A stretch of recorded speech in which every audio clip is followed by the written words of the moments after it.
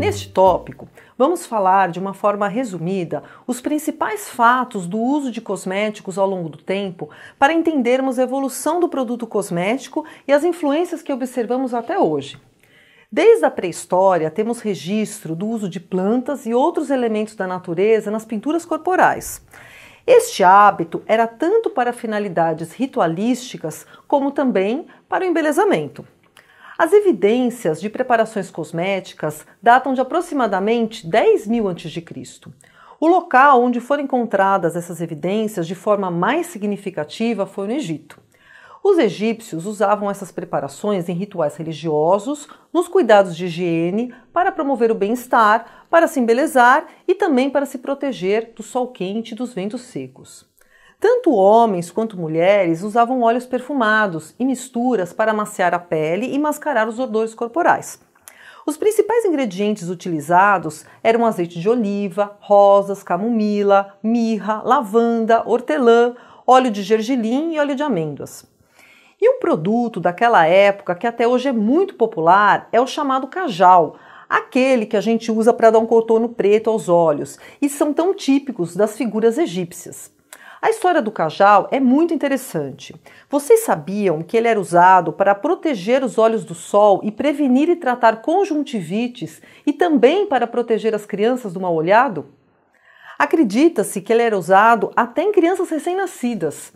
Este produto era feito a partir de uma mistura de amêndoas queimadas, vários minérios de cobre coloridos, cinzas, antimônio e ocre. Falando no Egito, não dá para esquecermos da famosa rainha Cleópatra, que se banhava com leite para amaciar a pele.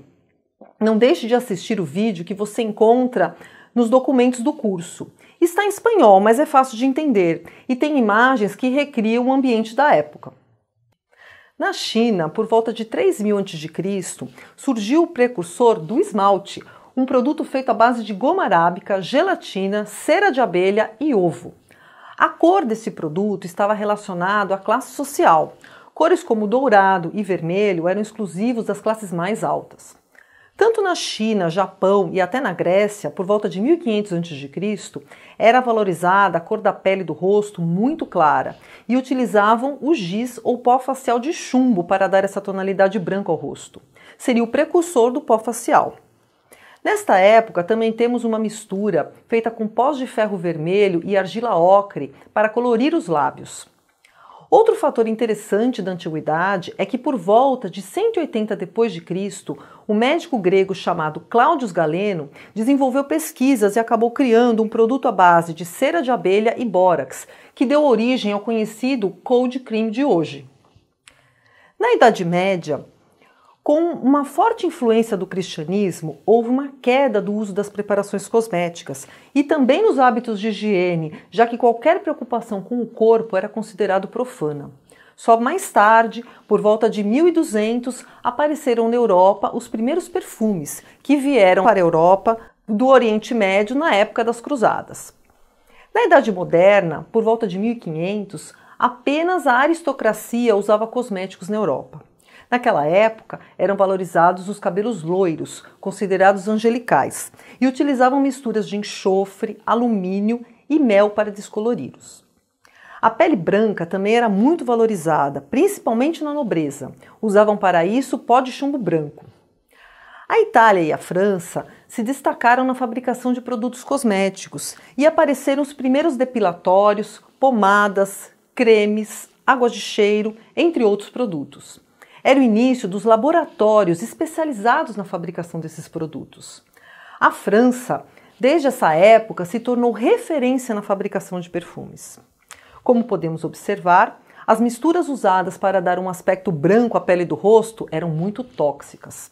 Eram usados derivados de chumbo, cobre e até arsênico para fabricar essas misturas, que causavam desde paralisia muscular até mesmo a morte. Entre os séculos 19 e 20, o óxido de zinco começa a ser utilizado como pó facial, substituindo as antigas misturas tóxicas.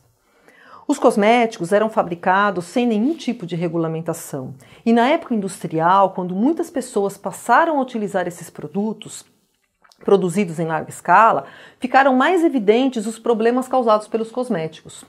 O assunto segurança de produto cosmético é muito amplo e vamos abordar com mais detalhes nos módulos seguintes. Por enquanto, fica a informação que por conta dos acidentes graves ocorridos na década de 30 nos Estados Unidos e Europa, as autoridades sanitárias começaram a criar regras para garantir a segurança dos produtos cosméticos, desde seus ingredientes até a sua fabricação. Hoje em dia, é quase impossível encontrar uma pessoa que não use cosméticos. Esses produtos fazem parte da nossa rotina diária. Pense, quantos produtos cosméticos você utiliza diariamente?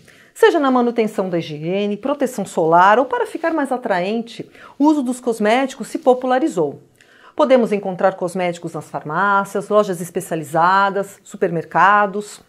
Com o passar dos anos, a indústria cosmética investiu bastante e trouxe avanços tecnológicos importantes para termos hoje produtos cada vez mais sofisticados e seguros.